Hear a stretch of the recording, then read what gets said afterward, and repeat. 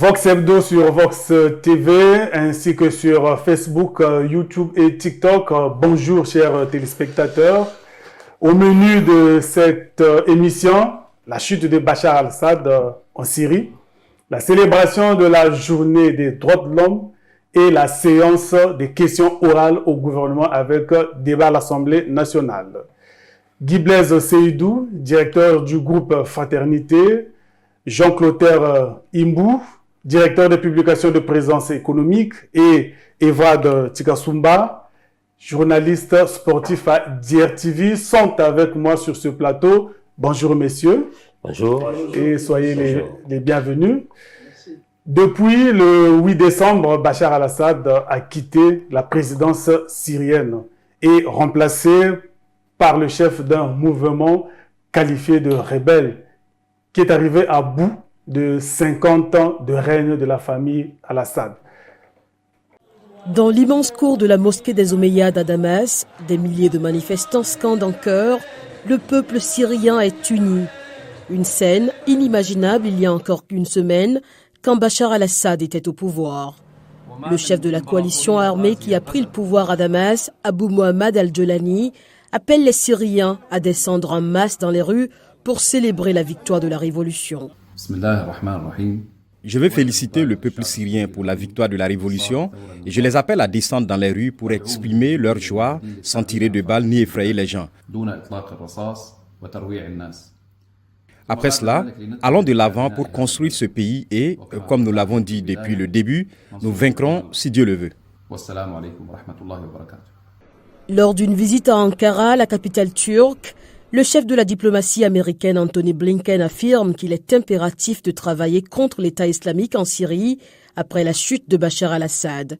Il a aussi plaidé pour une transition inclusive vers un gouvernement responsable et représentatif en Syrie. Nos pays ont travaillé très dur et ont beaucoup donné pendant de nombreuses années pour assurer l'élimination du califat territorial de l'État islamique en Irak et au Levant, et il est impératif que nous poursuivions ces efforts. Les dirigeants des pays du G7 se penchent aussi ce vendredi sur la situation en Syrie, où le Premier ministre, nommé mardi pour diriger un gouvernement transitoire jusqu'au 1er mars, a promis d'instaurer un état de droit. La Jordanie accueillera demain samedi un sommet sur la Syrie, réunissant ministres et hauts diplomates américains, européens, arabes et turcs. Alors nous avons vu 50 ans de règne qui a été finalement abrogé en quelques jours d'offensive. Bachar al-Assad a quitté le pouvoir. Alors Guy Blaise, comment appréciez-vous ces événements survenus en Syrie? Oui, merci Chrysostome. Je crois que dans toute chose, c'est une sorte de dynastie que nous constatons en Russie depuis le père de Bachar al-Assad jusqu'à Bachar al-Assad lui-même en prenant le pouvoir en 2000 et jusqu'à aujourd'hui avec la crise qui a été créée en 2011 où les Syriens se sont inspirés du printemps arabe. Je crois que avec tout ce qui s'est passé, les forces en présence des pays comme les États-Unis, la Russie, l'Iran et autres, je crois que la dictature de Bachar al-Assad devait finir comme ça. Parce que ceux qui ont porté de l'aide à ce régime syrien, qu'est-ce qu'ils attendaient au finish? Parce que nous constatons que si Bachar al-Assad s'est maintenu au pouvoir pendant toutes ces années, depuis 2015, quand l'aviation russe est rentrée en action pour faire reculer l'opposition armée, jusqu'à aujourd'hui, il est resté, mais avec quel avenir? Même lui-même, Bachar al-Assad, qu'est-ce qu'il pensait de lui pour demain? Donc je crois que ton peuple te haït, le peuple syrien qui a été torturé, parce qu'il ne faut pas oublier que nous parlons de la dynastie du régime. En 82, il y a eu des Syriens, je crois, à Damas, où plus de 10 000 ont été exterminés par le père. Mais il reste dans cette idée-là que c'est la dictature de père à l'enfant. Donc, avec la corruption. L'enfant n'a pas changé aussi les choses à la suite de son père. Mais c'est ça. Il est rentré dans le système. Ce que faisait papa, lui, en tant que nouveau dirigeant, il a continué avec l'aide des puissances extérieures, la Russie, l'Iran et autres pays. Mais il faut le dire que c'était aussi le champ de bataille des pays occidentaux. Si je me trompe pas. Oui, Jean Clotaire, finalement, Bachar al-Assad n'a pas su profiter de son soutien russe. C'est comme si les Russes l'ont lâché. Cette fois-ci, lors de l'offensive de son opposition au pouvoir. On ne peut pas dire que les Russes l'ont lâché comme tel. Il y a un élément important que Guy Blaise vient de dire, c'est que Bachar el-Assad a été au centre de beaucoup d'intérêts. De beaucoup d'intérêts tant au niveau de l'Occident qu'au niveau de la Russie. Et que il a cru que lui aussi il était au centre des enjeux des grandes puissances. Au fond, il n'a été qu'une marionnette auprès de ces grandes puissances.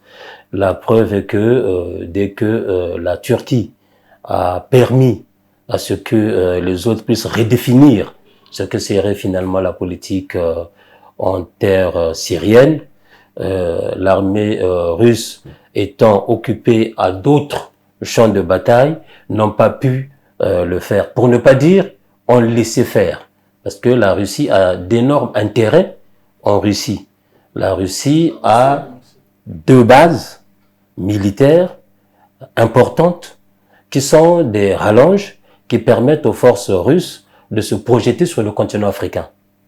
Ils n'ont pas un autre endroit, ou alors au niveau de la marine russe, d'avoir accès aux mers chaudes, donc principalement la Méditerranée. Donc à partir de ce moment-là, il a été lâché et que les Russes, ce qui les intéressait dans cette histoire-là, c'était tout simplement à ce qu'ils puissent préserver leur base qui leur permettent justement de se prolonger à l'extérieur, de continuer des opérations militaires à l'extérieur. Et ça, c'était ce qui intéressait la Russie et on va voir ou on va essayer de percevoir dans les mois à venir si cette conditionnalité sera laissée à la Russie de continuer à posséder ces bases qui lui permettent justement de se projeter sur l'Afrique et sur le Moyen-Orient. Donc ça, c'est déjà quelque chose d'important. La Turquie a joué le rôle des Américains en tentant de redéfinir la politique de l'autre côté et de monnayer cette redéfinition de la politique auprès de puissances occidentales. La preuve, c'est que le secrétaire d'État américain s'est précipité en Turquie. Anthony Blinken s'est précipité en Turquie pour aller déjà voir ce qu'il y avait lieu de faire sur l'après Bachar el-Assad. Donc, c'est l'hypocrisie actuelle de l'Occident qui est justement à revisiter. Parce que voilà quelqu'un qui arrive au pouvoir, ou qui est arrivé au pouvoir il y a quelques jours, qui était présenté comme un terroriste par l'ensemble pratiquement de l'Occident, et qui accède au pouvoir par l'aide justement d'un des pays de l'OTAN, qui est la Turquie, et à qui... Mais lui-même, il dit qu'il n'a pas bénéficié de l'aide d'aucun pays. Il n'a pas bénéficié de l'aide. Il n'y a aucun dirigeant qui arrive et qui dit « moi j'ai bénéficié de l'aide d'un tel » ou bien de tel pays. Mais tout le monde sait, Erdogan a dit « j'ai favorisé le départ de Bachar el-Assad ». C'est Erdogan qui le dit. Et quand c'est lui qui est président de la Turquie le dit, évidemment que ce n'est pas... excusez-moi le titre parce que bon, c'est pas diplomatique de le dire comme ça. Ce n'est pas quelqu'un qu'on a amené dans les valises pour aller placer en moins d'une semaine au pouvoir, qui viendra pour vous dire. Il va dire que c'est ma propre force, c'est notre force à nous qui nous a amené à accéder au pouvoir. Mais les autres, ils le savent très bien comment est-ce qu'il y a accédé. Oui, Evouad, la Syrie, est-ce qu'on peut envisager un avenir meilleur pour les Syriens maintenant que Bachar n'est plus là? Est-ce que la Syrie ne va pas connaître le même sort que l'Irak ou comment dire, d'autres pays comme la Libye, comme la Libye? Déjà, il faut dire que l'absence de dynamique démocratique a favorisé une culture donc de putsch où le plus fort s'impose et contrôle tout. Donc, c'est comme a dit Monsieur Clotaire, dans cet aspect, c'est en fait l'autre, Bachar al-Assad qui n'a pas pu jouer l'ensemble de ce jeu, de l'épingle de jeu, parce qu'il fallait, pendant que la Russie le soutenait, essayer un peu de moderniser les choses, c'est-à-dire que faire un peu de semblant à la démocratie, parce que je me souviens, cette histoire remonte depuis 2012, quand la vague des manifestations avait commencé déjà en Tunisie, en Égypte, en Libye, voire les printemps arabes. Et donc, lui, il a échappé belle parce que il a bénéficié justement de ce soutien russe. Et donc, il fallait quand même, entre-temps, puisqu'il y a eu un peu d'accalmie, quand les rebelles ont été repoussés jusqu'à Alep, dans les tranchées d'Alep, il fallait faire un peu de semblant en démocratie, mais ce qui n'a pas été fait. Et donc, voilà ce qui arrive. Donc, la chute de Bachar al-Assad en Syrie inspire bien des leçons en matière de gouvernance. Voilà. Désormais, je pense que il faudrait qu'il y ait quelque chose à faire un peu dans la gestion de biens publics. Et donc, pour un peu résumer tout cela, il faut seulement dire qu'il y a eu un relâchement du côté de la Russie vis-à-vis de Bachar al-Assad, parce que, comme Clotaire l'a dit, la Russie, déjà préoccupée par d'autres situations, par exemple la guerre en Ukraine, et encore que la Russie était un peu, entre-temps, menacée par ce qui est arrivé à l'Ukraine, l'aide militaire apportée par les Occidentaux. Et donc, la Russie a encore été renforcée par la Corée du Nord militairement, et ce qui fait que à un moment donné, il y a eu un peu de relâchement dans la gestion de cette crise syrienne vis-à-vis de la Russie. Oui, est-ce que peut-on dire maintenant, la Syrie s'ouvre à un vent démocratique? Est-ce que les nouveaux maîtres de la Syrie pourront instaurer maintenant la démocratie? Oui, la démocratie, oui, si et seulement si vraiment les rebelles peuvent revenir à la raison, c'est-à-dire que faire un peu, comme a dit Clotaire, hein, je le soutiens un peu dans ses propos quand il dit que faire un peu de marionnette des Occidentaux dans leur façon de faire, parce que d'abord rétablir l'ordre constitutionnel, et ensuite aller de l'avant pour bien gérer la cité syrienne. Sinon, dans le cas contraire, on va revenir dans les crises intestines, parce que il faut essayer un peu de revenir dans l'histoire que la Syrie vient de loin, dans le sens que le parti Baas, donc le parti socialiste de la résurrection arabe, créé en 1944, avec l'ambition d'unifier les peuples arabes en un État. On voit bien là comment la lutte dans la gestion des affaires au sein de ce mouvement de gauche a fini par déboucher par, on va dire, un pouvoir personnalisé. Et donc, c'est ce qui est arrivé, parce que quand la personne arrive, s'il n'y a pas vraiment accompagnement des autres forces vives de la nation, on se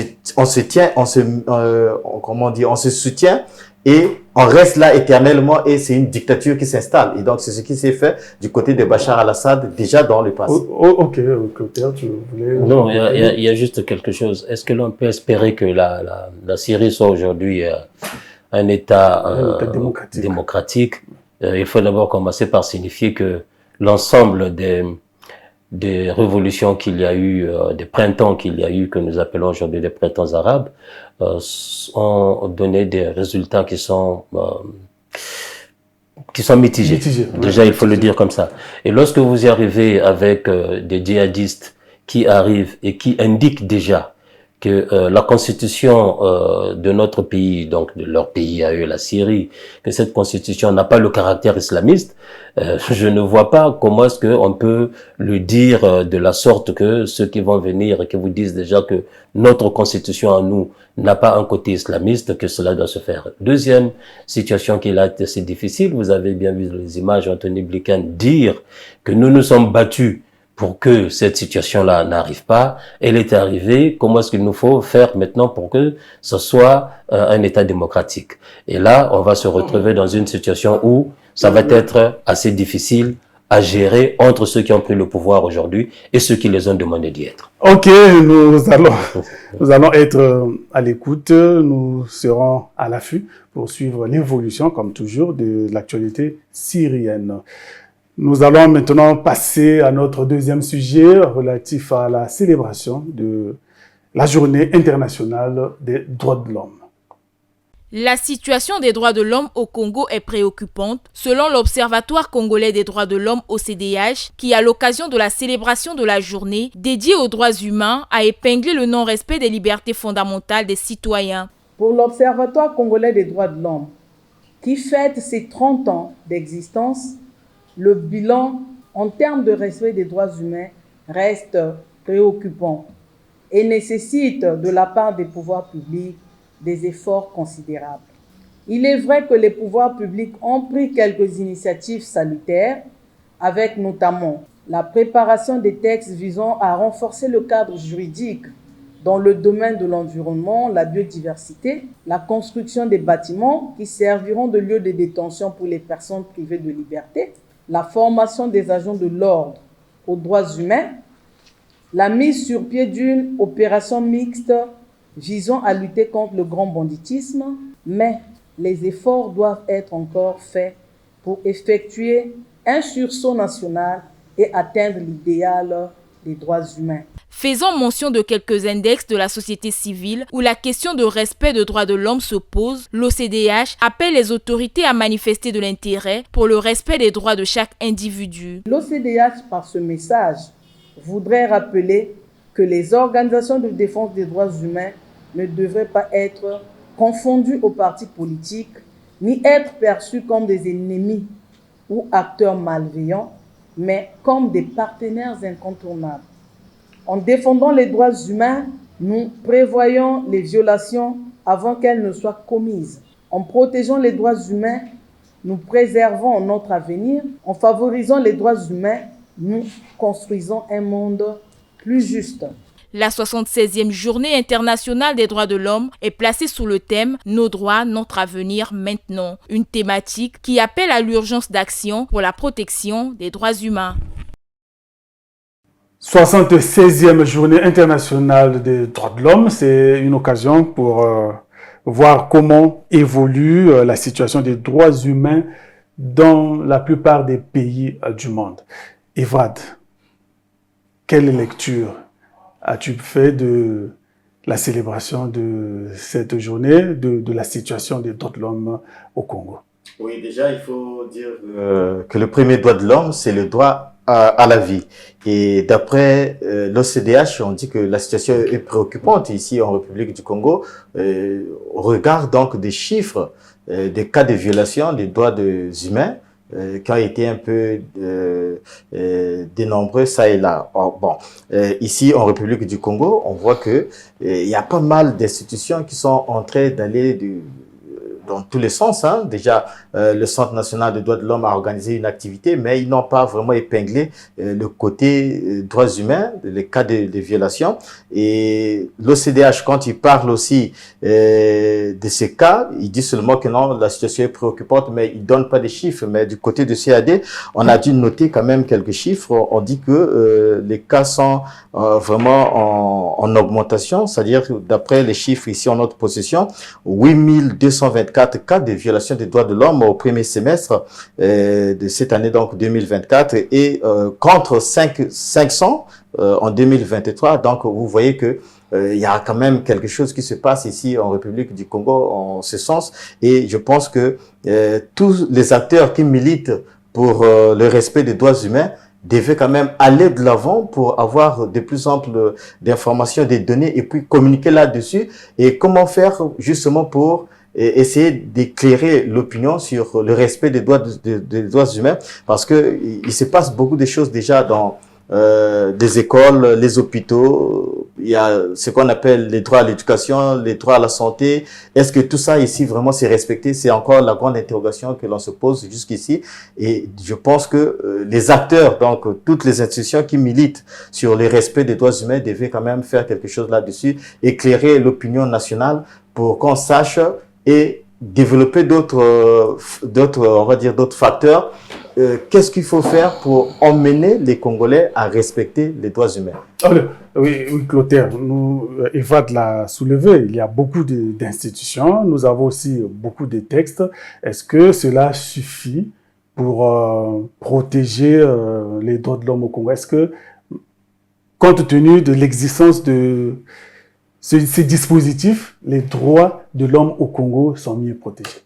Il faut d'abord dire une première chose qui devrait être élémentaire, parce que l'ensemble des textes, nous les avons, les institutions, nous les avons. Nous avons même une Commission nationale des droits de l'homme que nous avons dans notre pays. Mais est-ce que nous en avons la culture? C'est là le vrai problème. Est-ce que au sein de la société congolaise, est-ce qu'il y a la culture vraiment qu'il y a des droits de l'homme? Nous n'avons pas tellement cette culture, et Vrel vient de le dire, il faut que nous puissions aller vers justement la divulgation de cette culture des droits humains.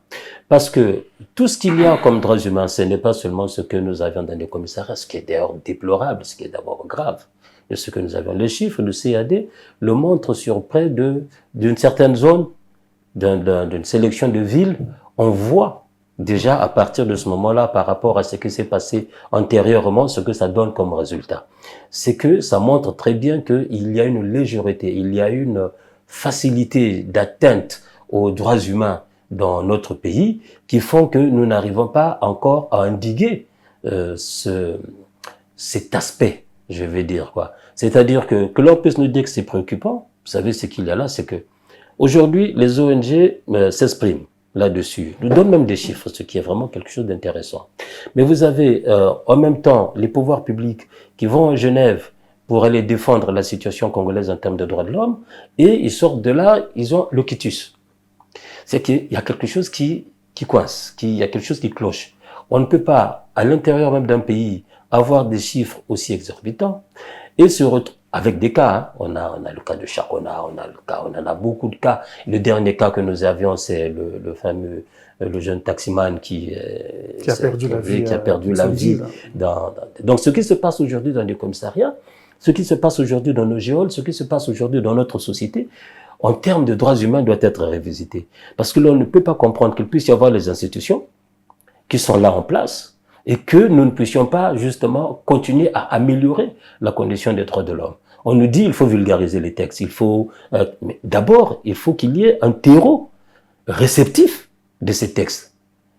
Regardez aujourd'hui l'état de violence qu'il y a dans notre société. Il faut que nous commencions par nous interroger comment est-ce que nous sommes arrivés à cet état de violence. Que ce soit les élèves, on les voit, ne résolvent leurs problèmes que par la violence. La société ne résout les problèmes aujourd'hui que par la violence.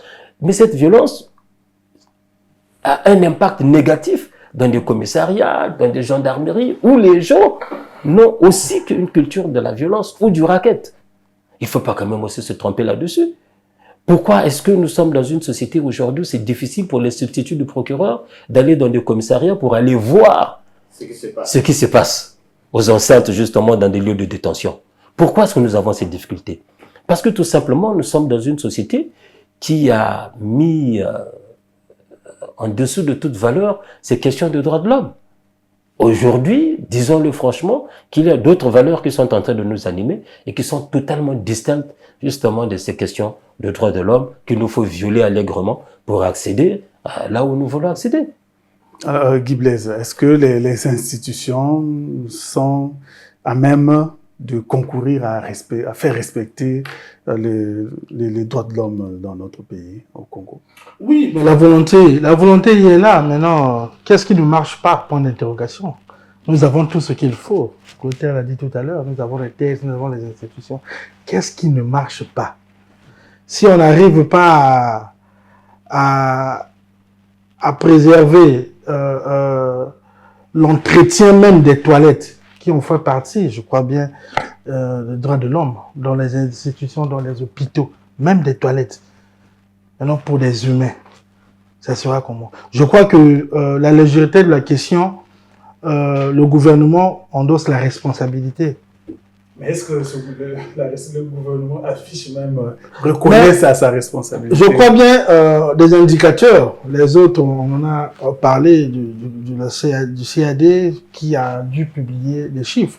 Oui, il a publié son rapport. Maintenant, il faut voir, pendant la célébration des 76 ans de la Déclaration des droits de l'homme, qu'est-ce qui s'est passé dans le pays? Il y a eu quelle manifestation? Il y a eu, mais en passant, on peut juste signaler qu'une cérémonie a eu lieu où il y a eu le conseil consultatif de l'exécutif de la société civile, le secrétariat général de la justice et les Nations Unies. Il y a eu des discours et puis bon, à la fin, il y a eu le lancement de la vulgarisation de la Déclaration universelle des droits de l'homme. Et à la fin, ça sera quoi?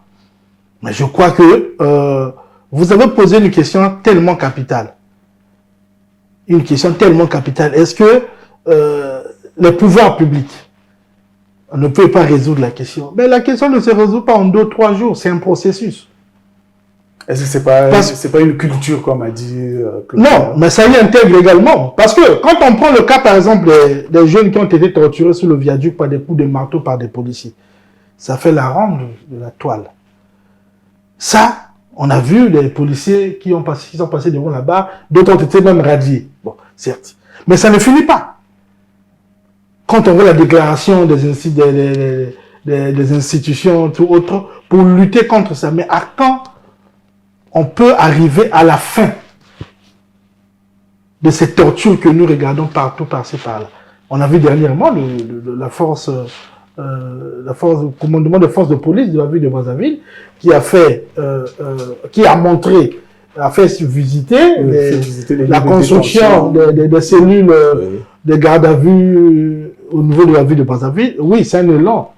Mais je vois bien, il faut que les pouvoirs publics mettent des bouchées doubles. Sinon, cette affaire-là continuera toujours et on n'aura pas de solution. Parce qu'au moment où on est en train de célébrer les 76 ans, mais nous avons toujours des cas de violation.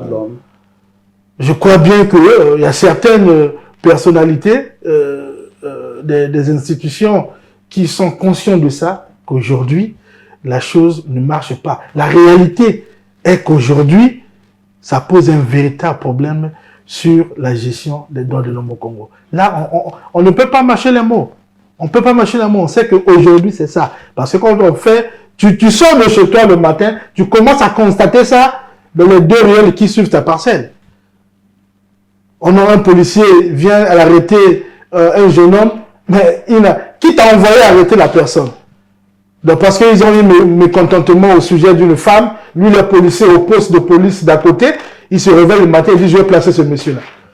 Mais c'est ça aussi les droits de l'homme. Sans mandat. Sans mandat d'arrêt, sans quoi? Non, le monsieur, bon, il se dit il est policier et il ne sait même pas ce qu'on appelle droits de l'homme quand tu lui poses la question.